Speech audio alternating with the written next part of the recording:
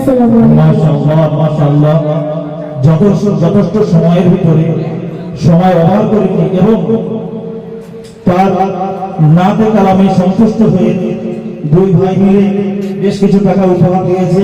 আলহামদুলিল্লাহ, আল্লাহ বাচ্চাটাকে দিনের পথে প্রতীক বানিয়ে দিন, বলুন আমিন। সর্বশেষ বদরের এখনকার মতো শেষ প্রতিযোগী আতিবুর সর্দার হাটগড়িয়া। এরপরে আবার আমরা কেরাত পর্বে ফিরে যাব। এখন